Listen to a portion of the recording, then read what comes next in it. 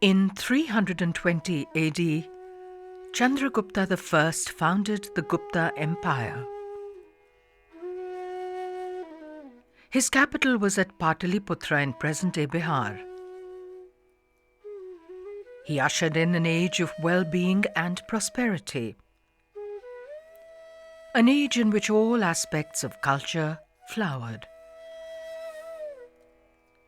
One of the finest periods of mankind when great thinkers attained noble heights of achievement.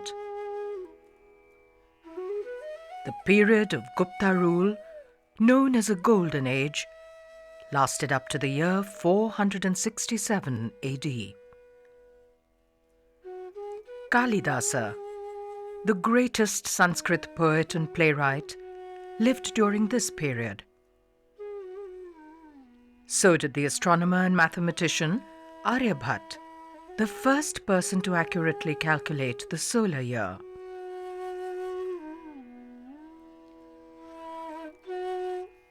Since early times, the philosophic belief was in the oneness of all that there is. The world of separated forms around us was considered to be an illusion. In the search for the truth, the veils of illusion had to be lifted so that we could see beyond.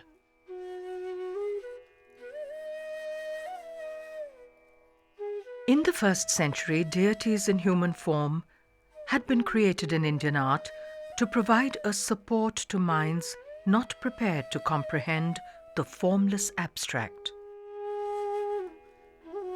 These deities were many, all different aspects of the one formless truth. In India, we have always thought that there are multiple ways to get to the spiritual or the divine, and that divine, the Brahman, that is formless, actually can be worshipped also by symbols of images. So in that sense, deities are seen in their manifest form, in their physical form, as a way to connect to the divine that may be formless. But that is completely understood and accepted as part and parcel of how we look at image making and how we look at deities. Whereas for many, many Hindu gods, it's not like people think that there was a real God that was alive. We understand the mythology of God for something beyond just an everyday. So we don't get so concerned about the realistic notion of a God, but in fact we understand the symbolic value of the deity that gets us to a higher plane. The human form had to be created, which rose above itself. It was not a human form caught in the web of the material world. It was an embodiment of that which was eternal, that which was still, undisturbed by turmoil and cravings. Meditating upon such a form, devotees awakened the best within themselves. They rose above the pains created by their own desires and confusion. A kind of perfected and transformed, transfigured human body can suggest to us the profoundest and most important philosophical ideas. Mathura on the banks of the river Yamuna in North India had been a great center of art since the Shunga period in the 1st and 2nd centuries BC. By the 1st century AD, some of the earliest images of Indic deities were made here out of the local red sandstone.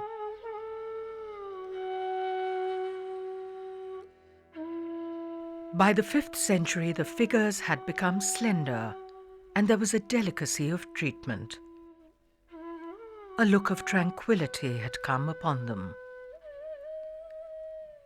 The garment was indicated by a series of folds, yet it did not hide the graceful body which was the manifestation of the ideal state of being.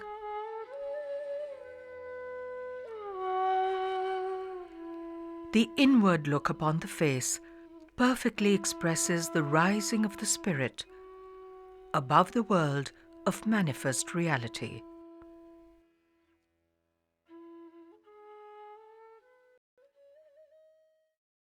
Those Gupta pieces are so incredibly special is that they embody the idea of spirituality and sensuousness, which is so unique to Indian art, where it is not simply about spirituality that is negating the body, but it is taking the body and moving to the spiritual dimension, which I think is really quite beautiful. Mathura had long interacted with Sarnath on the banks of the Ganga. It was here that the Mathura tradition flowered. It was here that the form was created to express that which is the spiritual state of the Buddha, one who has left behind the turbulence of the material world. 3 standing Buddhas, one of AD 474 and 2 of AD 477, bring us the achievement of Sarnath. Behind lowered eyelids, the look is within. The mind is not disturbed by the illusions of the passing world. It is still. It is not the conquest of the world, but the conquest of the mind, which is the theme here. All that there is one, and it is to be found within, in the endless peace of the mind. Such an art is not concerned with outward ornamentation, and the apparel has all but disappeared. Even the folds of the garment are gone. The smooth planes of the body blend effortlessly. A form has been given to bliss itself. It is unmarred by the blemishes and imperfections of ordinary mortals. Inscriptions state that these were made beautiful through the science of chitra or art making. It is around this time that the Chitra Sutra, the oldest known treatise on art, was penned, out of traditions which were ongoing. In Indic art, the emphasis was never on individual problems and their solutions. The best and distilled knowledge of the finest minds was passed down and constantly modified. Canons guided the artist. Individual achievement and works of rare beauty were born out of the immediate experience of the artist, of the visualized reality itself.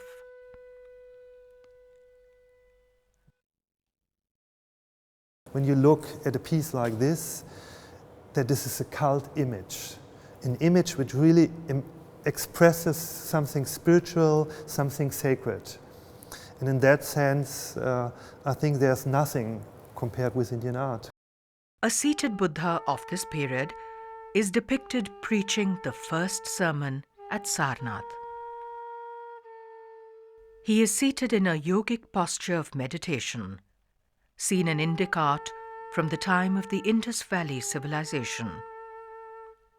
His hands are in the Dharma Chakra Pravartan Mudra, indicating that he is setting into motion the wheel of Dharma, or the law.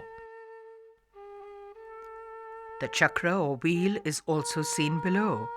So are deer, indicating that the setting is in the deer park at Sarnath. On both sides are made rampant leogryphs, symbolizing the regal roar and the authority of the Buddha's message. These became a constant feature in Buddhist art from this period. At Sanchi, new temples and additions were made in the Gupta period. 4 Buddha statues were placed at the entrances of the great Stupa in the mid-5th century. As in other depictions of this period, the Enlightened One personifies an inner calm, where the noise and confusion of the material world fade away, where the armies of Mara have failed.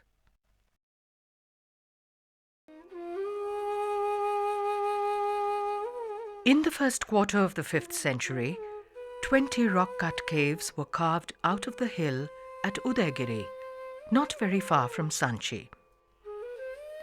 These are the earliest surviving Hindu temples.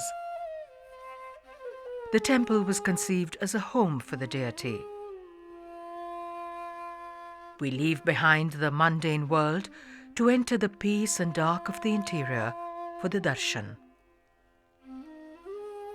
Looking upon the deity, who is made to convey the eternal concepts, we awaken the best within us. We are graced by the act of seeing the deity, that is darshan. It is a concept which is central to Indic thought and continues till today. It is only here at Udaygiri that we still see the context in which Hindu deities were created in the Gupta period. Though these are the earliest remains, it is clear that both iconographic and artistic concepts had been clearly formulated already.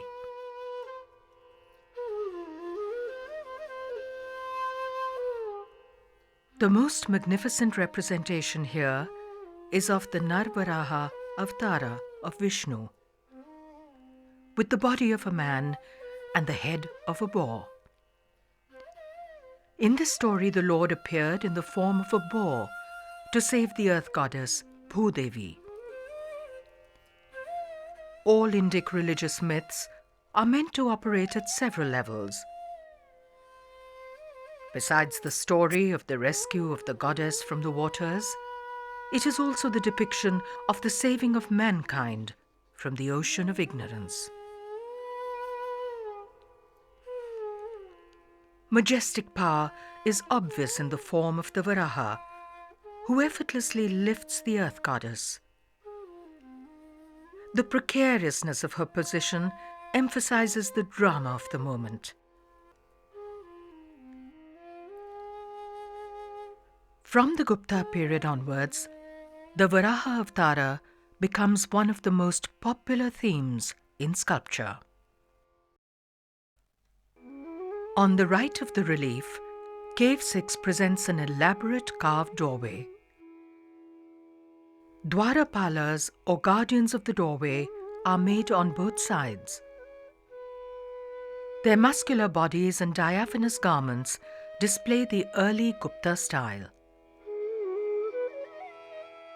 Ganesha, the elephant-headed deity, is made to our left as we approach the door, a feature we will see in Hindu temples to follow. Two representations of Vishnu are made on the facade. The one on the right has personifications of his attributes. The mace symbolizes the power of knowledge, and the chakra, or wheel, stands for the universal mind. The iconography of the Mahishasur-Mardani was fully created by the 1st or 2nd century. She is Durga, destroying the demon buffalo or Mahisha. She has 12 arms which indicate her superhuman powers. An Ekmukh Linga, or one-faced linga, is enshrined in Cave 4. The simple treatment of the face and of the locks of hair place it in the early 5th century. The image portrays the unification of the creative energies of the world with the intellect. Halfway up the Udaygiri hill is a Jaina cave. It has a freestanding portico and has the appearance of a typical small Gupta period shrine.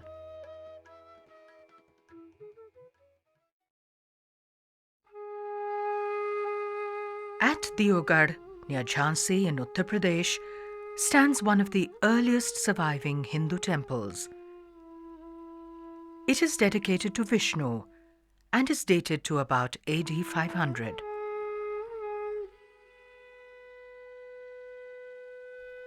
The temple faces west and has an elaborate doorway. As compared to Udaigiri, the lintels and door jambs here have multiplied. There is a profusion of foliated designs, mithunas or loving couples and guardian figures.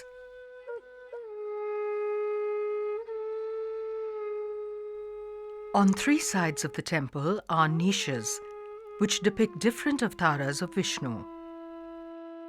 On the south face is made the Anantasayana Vishnu, who reclines upon the serpent Shesha, which means remainder. The Lord's wife Lakshmi massages his feet, personifying the concept of bhakti, in which the devotee gives himself over in adoration of the divine. Below are made the demons Madhu and Ketabha, and the personified weapons of Vishnu, who keep the demons in check.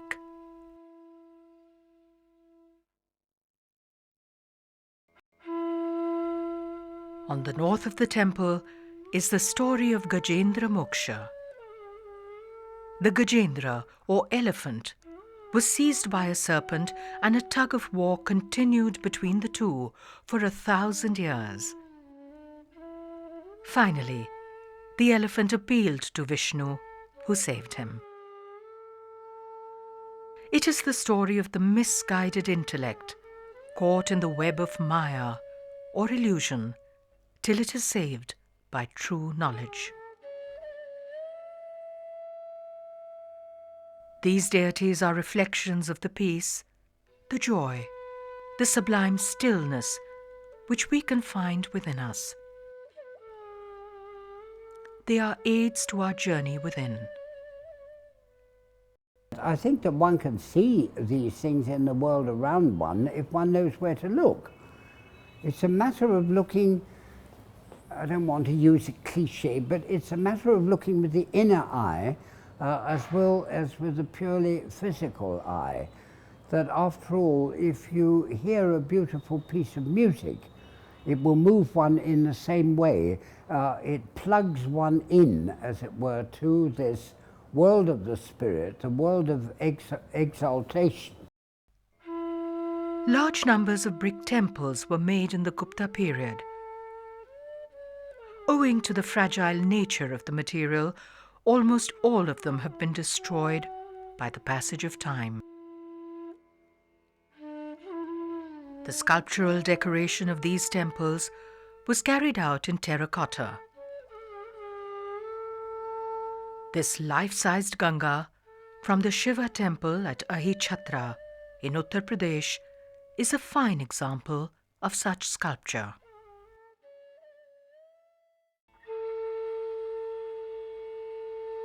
The sublime forms made in the Gupta period are created out of devotion and a stillness of the mind. The desire or the ambition to create a great work of art is tempered always by the understanding that this too is, after all, a leela, a dynamic play of the world of illusion. It is not just the works of art which are ephemeral, the deities too are but a path towards the truth. They prepare us and bring us a little closer to being able to comprehend the truth, which is finally of the oneness of all that there is. It is beyond form.